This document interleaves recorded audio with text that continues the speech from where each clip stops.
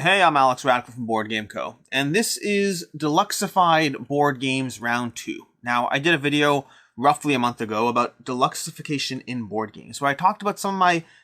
That won't stand up, because... There we go. Talked about some of my favorite deluxified board games, and because, I like deluxifications and pretty things in games.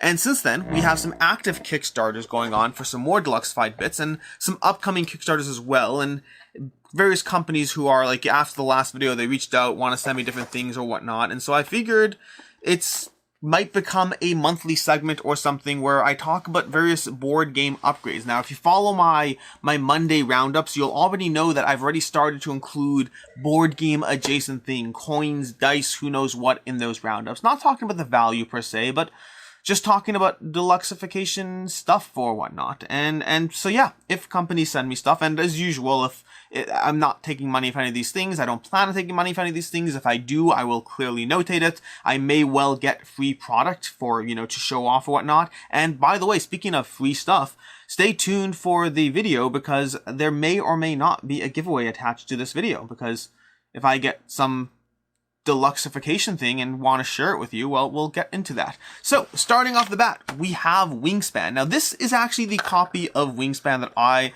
am actually getting rid of. This one's leaving my collection. I talked about this recently. I'm moving on from Wingspan, and to begin with, before we even talk about anything else, as a Stonemaier game to begin with, Wingspan has solid production values. Anyone who's ever played with these little eggs or whatnot, they know exactly what they're getting. I mean, these eggs are basically candy that you want to play with. A variety of colors, none of which is particularly necessary, but all keeps the things, looking pretty. And then we have this broken token insert. Now this, by the way, this copy of Wingspan is the thing that is potentially on the table to give away today. And I say potentially because if this video gets 1,000 likes, I'll be giving away everything Wingspan related in this video. So let's see how that goes. Now this is going to be I'll see if I can find the link for this one. I don't remember if I still have the link for this, but this is going to be a broken tokens-ish, a broken token adjacent insert for Wingspan, coming with a little dice tower, nicer than the one that's typically included,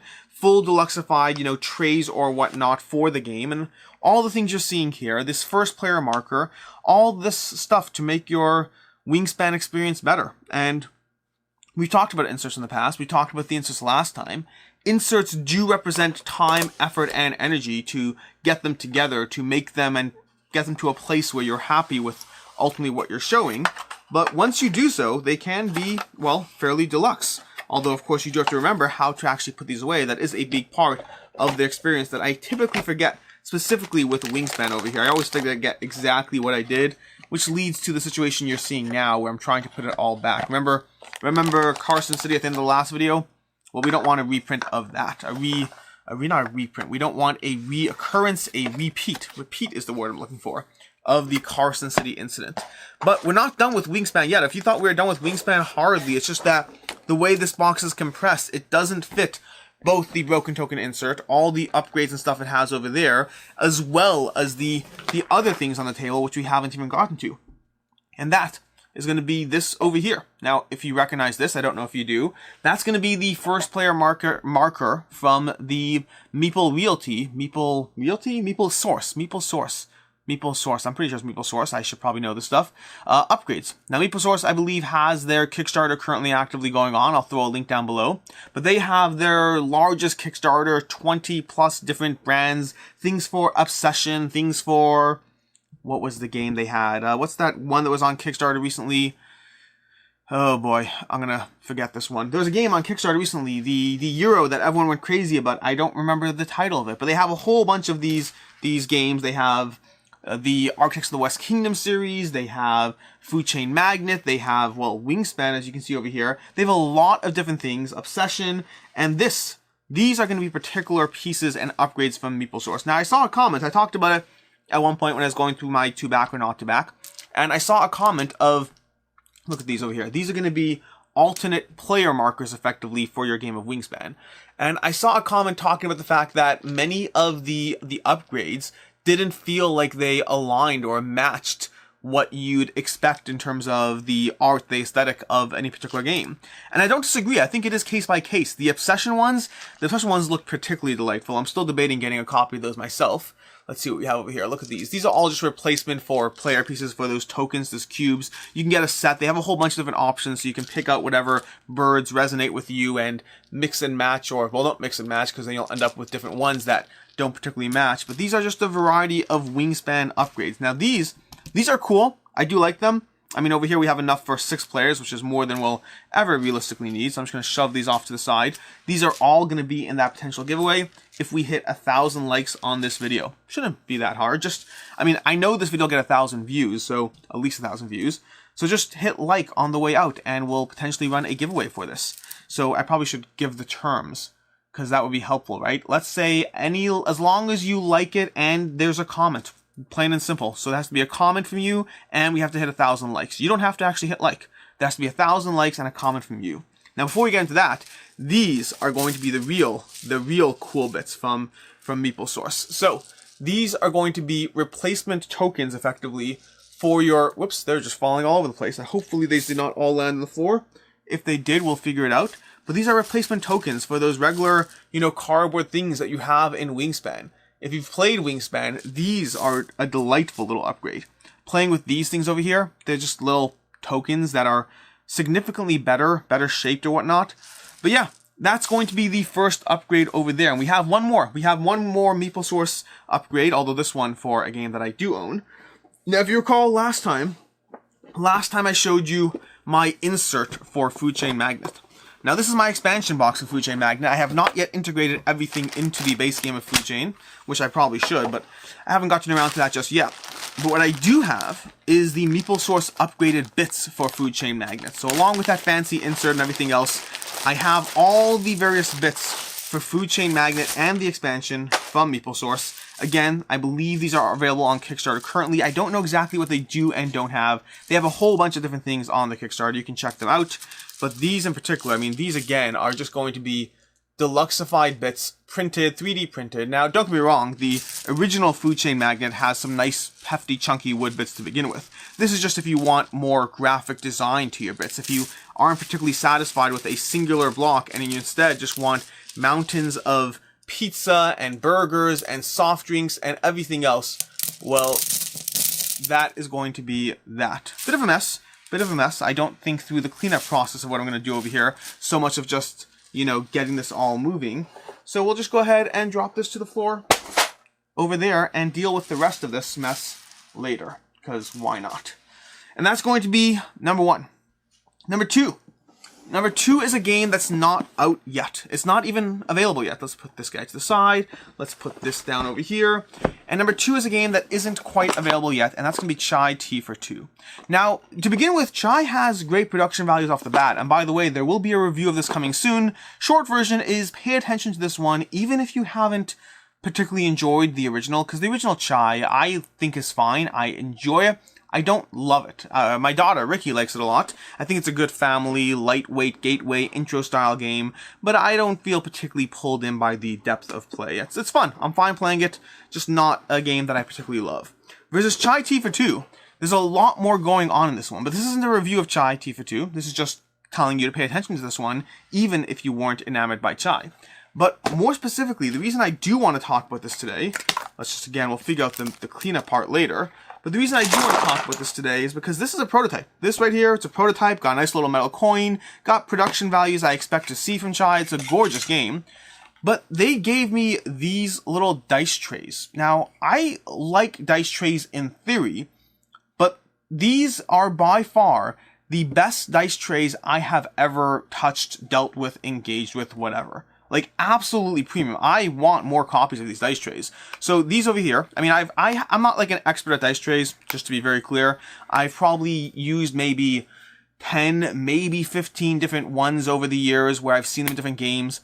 But these, both design-wise, aesthetically, the feeling, the premium, these are, I mean, I assume this is final production quality over here. The actual box and everything else, there's going to be some prototype stuff going on, but I assume these are final production quality because I don't imagine that these could be really nicer. They have a beautiful amount of heft to them, visually pleasing to look at, you know, just nice. I mean, I don't know if I can accurately convey. I mean, I know I can't properly convey to you the feeling these dice trays give me compared to others, but they feel solid. I mean, you have a handful of dice over here. Let's go ahead and get some dice. You have your dice you're going to be playing with in this game, and we're going to go ahead and just dropping things all over the floor. I'll get that later, just because why not? And we're going to go ahead and just roll them over there. I mean, I just showed you how a dice tray works. This isn't any particular surprise to anyone, but it works. This is just a solid production quality dice tray over here. I don't know how to convey this. It's just, I like them. And I believe, I checked with him specifically before doing this video. I don't know if he knows this video is coming, but this is one where I'm doing a review of the game itself, but I decided to include it in this video because I really like these trays. And I actually asked him, I asked Dan, from Dan, I can't remember his last name, Cormier or something like that, Dan. I can't find it here. Sorry for the tilting noise. Dan Kazmir. Okay, I asked Dan, I said, hey, I'm going to be doing another video, just out of curiosity, are you selling those dice trays separately on the Kickstarter? He's like, actually, we do plan on. I was like, good, because I plan on getting a few copies of that, and check it out, check it out. I don't know what you can or can't get in the Kickstarter. I don't know how you can, whether you can buy things separately, whether you have to buy the game, but when this comes to Kickstarter, I believe May 4th is when it's coming to Kickstarter. Well, when that happens, you should pay attention, because this, like I said already, solid dice trays. We're going to go ahead and shove this off to the side and deal with the cleanup part of this video later. What's next? What do we have next? I think we have two more things today. We have three more things. To begin with, we have Railroad Ink. Okay, this is just because I got this, and this is a good example of overpaying for a game that I like, which this is the whole point of the Deluxification series or whatnot, which is the idea that when we like things, often we're willing to pay more for premium versions of those things, Deluxified whatevers of those. And in the case of Railroad Ink, we're talking about a $15 roll and write that managed to sneak up to like $120, but you do get this cool magnetic class box where you can pull out your particular favorite version of, well, if it's not on the table, it has to be better positioned over here. This is not working out well. Let's do it that way. There we go. Okay, I just got this thing, a little sticking over there, and boom, we got our copy of Railroad Ink. Got whatever, go ahead and play the game. That's basically it. This is just a magnetic class box where you can store your entire Railroad Ink collection, the four versions of the game, red, blue, yellow, and green, and of course the purple box with all of the extras. Do you need it? Absolutely not. Does it look prettier on the shelf? I mean, maybe. It has a nice premium look to it, don't you think? I like it. I like Railroad Ink. I should probably play those yellow and purple versions as soon as I have a chance, because I mean, I like Railroad Ink. I've played the original, both red and blue, quite a bit, and I'm ready to try some more of this over here. So, one more thing before we get to the grand finale, and these are going to be some Witcher dice. Okay, so this is going to be again another Kickstarter for a set of dice you can get, and this is I don't know if they're only going to be selling this one set. The company, I can't remember the name offhand, but they sent me over these. They sent me these over here. They have an upcoming Kickstarter. And these are just some nice quality dice that, and like by the way, these have a serious heft to them as well, just to be very clear. But they feel solid. I mean, I don't know if you're into D&D or whatever it is you're into. This is obviously a full D&D type set of, you know, RPG dice or whatnot. Not D&D set, an RPG set. But they all have their little Witcher symbol for the max number. They have their, I mean, they're just they're just metal dice with a nice degree of heft to them. I'm not a particular RPG player, so I will not actually be utilizing these myself for RPG, but there is an upcoming Witcher board game, which you should be paying attention to. I'll throw a link to that down below as well. If you aren't signed up for it yet, there's like, I don't even know what they're up to. They're up to like 20,000 people signed up for the Kickstarter. A lot of people are interested in this game. It's going to be from Go On Board, who brought us Valhalla and Titans. Titans is going to be landing, so that's a Kickstarter I'm excited for. But The Witcher, I believe, is a Kickstarter launching in May. We have The Witcher Dice, which I believe is a Kickstarter launching in May. I don't have a link to that yet, but when I do, I'll throw it into the video. But these are just going to be some nice metal dice from a company that has done a lot of other metal dice before. And in case that's something you're interested in, I mean, they have a nice solid heft. I do wish they were a little more readable. In terms of being critical here, I do wish they're a bit more readable. I don't get me wrong, I can roll them over here and that's way too far away. I can see 2, 7, 7. This one I have to kind of look at. That's going to be a 3 at the top. 8, 2, 7. I can see them without struggling too hard. but they certainly do try to disguise themselves a little bit there. Again, dice look cool. Wish they were a bit more readable, but they are functionally readable. 5, 6, 5, 4, 6. I can't see this one. 3 again, and 2. This one's the particular harder one because of the way the shadows work. Seeing that top number generally does require angling it to actually see. The rest of them I can pick up pretty quickly. And that's going to be the dice.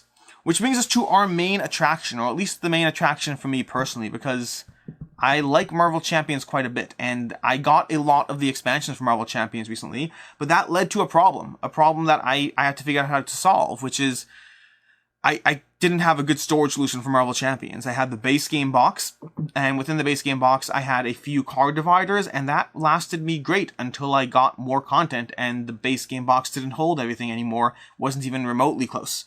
And so I looked around for a few storage solutions, a few storage options, and I found a particular one, which I showed this briefly in another video, but I've actually assembled and glued and done all the stuff necessary, which is going to be, I have 2 boxes. We're going to see, make sure this fits on the top cam over here. I have 2 boxes for all my Marvel Champions over here. That's going to be, you can see that all on the top cam, good.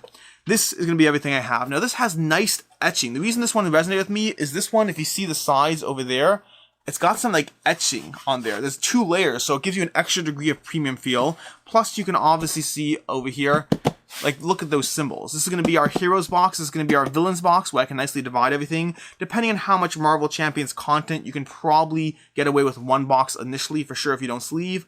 But as you continue to get those LCG packs, you're probably going to want to get 2 of these. Although 2 of these should last you for a bit of time. Let's go ahead and take these lids off, push them off to the side over here and over here, and show you what we got over here. So we got our rules, that's going to go over here and over here, and then we have all the cards. Now you can see this is fairly condensed. This is going to be everything Marvel Champions to date, to the best of my knowledge, and when I say to date, excluding pre-orders. But we have the box over here full of all the villains. I have all my villains lined up, all sleeved, Red Skull, Zoloft, Taskmaster, all these with their own like little nice card dividers. So you have their name of the character on the card divider. They also have like some ones with the actual art of the villains or heroes or whatnot, in case you want to get even fancier. So you can get those specific custom dividers as well. Like I said already, I have all my villains in this box. I have all my scenarios lined up over here. I need to get a few more dividers for those. The problem with that is that many of those scenarios in Marvel Champions, those extra things you can throw in, are going to be like 7 cards. So do you really want a divider for every 7 cards? Maybe, maybe not. Some of them do have specific things. We have Mess of Things, Bomb Scare, Doomsday Cheer. We have some of them listed and some of them not. So I probably need to get some more dividers to divide it all or come up with a better system there. I don't have a good perfect option. Obviously, I could break them up. Do I want to break them up? You know, first world problems, very much so. From there, we have our heroes box. Now, in the heroes box, we're going to have 2 things. We're going to have our row full of heroes over here. We're going to have our row full of, you know, aggression, basic cards, all the 4 attributes and the basic cards over there. We have some dividers as well as our rule sheets over here. I can obviously condense that more if I need to, but right now I'm operating with extra space, so I'm not quite in a rush yet. Then we have our little tray over here. This is going to be an extra little buy you can get in this set. And this is going to be, it's going to be a link to it. I'll throw a link to it to an Etsy. But we have our token trays. So quick, simple access to everything you want over there. And I will say on the critical side, these token trays all fit into this other divider, which in theory you can pull the whole thing out. Very much a tight fit over there. I found that at this point, I squeezed it in, I got it in, did what I needed to do there, and done. Now, in terms of assembly, I will say I assembled this with wood glue because I found that the token, the connections alone didn't really work. Some of them had enough friction, others were a little too loose. So I did assemble them with wood glue, but it was very quick because this actually looks far more complicated than it is. The actual amount of pieces here are fairly minimal. To assemble both of these, plus this insert, with glue and everything, and when I say wood glue, I just mean I put them together and did a rough little polish along the edges. In fact, you can kind of see it over here. Probably could have done a better job making sure it blends in, but you can see it along the edge, how I just kind of rubbed wood glue along the edges. Now, if you want to take a little more time, do it a little more carefully, or do it just from the inside, you won't have that issue. For myself, I just don't care that much about that small little view there, so I just went for the quick way. Now, again, all that said, I probably assembled both of these and this with glue and everything in around 40 minutes or so, which is not bad. My biggest pain point with Deluxified inserts is the amount of time you spend actually assembling. So that's basically it. And I think you might be able to get away with this without any wood glue at all, but I'd always be a little wary, especially considering the sheer heft of the amount of cards you are carrying in these things. But that's it. If you haven't played Marvel Champions, something from Dale the Casual Gamer, I didn't get it from him, but I got it from Jesse from Cracklope, who got it from him, from Dale the Casual Gamer. But basically, you want to set up your hero decks, you want to set up your attributes, and then whenever you're ready to go, you just say, you know what, I'm going to play with Black Widow today. We're going to take her, that's actually not Black Widow, that's Captain America, because I'm reading the wrong insert. Captain America, I'm going to go ahead and take his deck over here, and then I'm just going to go ahead and I'm going to go with a Captain America aggression deck. So I'm going to go ahead and just grab all the aggression cards and build out my deck. You just want to grab your decks, your sections, quickly draft a deck, doing whatever way you want. Obviously, you could store pre-built decks if you want, but then you'd want to also figure out a way or a method of ensuring you're on top of what's pre-built, what's ready to go, what are you still tweaking. You want to work with it whatever way you want, but this can give you a quick way to walk into the game, grab your character, build out your deck, grab your basic cards, slot it all together, engage in your scenario, and jump straight into Marvel Champions, which is really my goal here. The reason I wanted this stuff is as much as I love Marvel Champions, and I do love Marvel Champions, the biggest problem I have with it is the fact that as I get more and more content for Marvel Champions, it also means that the chances of it getting played start getting a little lower, just the nature of complexity in games. This goes back to one of the reasons why I like some of these deluxifications. Some of them are just pretty things. They give you a way to play a game that, you know, a way to experience a game that you weren't otherwise going to experience. But other times, and this one, by the way, another complaint, so to speak, is I always find one of these lids doesn't always go on perfectly without a bit of finagling, is the word I'm going to use over here. Let's see if we can get that. There we go. Just got to find the right exact connection point over there. But yeah, now that I have these will go on my shelf, and I will have a much easier time getting my Marvel Champions to the table because it's just in two easy to pull out boxes, ready to deck build. Requires a little bit of table space because I have two big boxes to pull out, especially when you're going to break up your villains and your heroes like that. Obviously you need a villain and you need a hero, so now I inherently have to go to two boxes. That said, considering the various games I do pull out and the barrier to entry that a variety of games have, I don't think these two boxes are overly intimidating enough for me. I have my shelves right over here. I'm going to store it right down next to me. I'll probably go ahead and just build a deck over here and then play wherever I want to play, whether that's over here, whether it's upstairs, but I'll probably just pull out my boxes, deck build, and then go to do what I want to do. That's going to be it. We have a little of everything. We have some Maple Source upgrades. We have some Witcher dice. We have some Railroad Ink, Chai Tea for 2 Deluxified board game trays. And again, I don't want to under or oversell those dice trays, but those are the most premium dice trays I've used myself. Now, keep in mind, I haven't actually bought any $30, $40 premium dice trays. I've typically experienced the $8 to $10 dice trays, which all are fine. These are $4 and $8, $10 dice trays, I think is the range they're being sold for. Those ones are particularly solid. And then, of course, the Marvel Champions insert or whatnot. That's going to be your Deluxification roundup for April, I guess. And we'll see you with another one whenever I have a batch of other things that I want to show you. Both games I currently own, as well as whatever else is hitting my table that particular month. Until next time, I'm Alex Radcliffe from Board Game Co. Don't forget to hit like on the way out, because like I said already, if this video hits 1,000 likes by the end of April, I guess, because that's at a time frame. No, the end of April, that's too soon. If this hits 1,000 likes by May 15th, then I'll go ahead and do this Wingspan, and all the upgrades you saw will be a giveaway. Just make sure to comment down below as well so that you're eligible for picking and all of that. Until next time, I'm Alex Radcliffe from Board Game Co., and I hope you have a good one.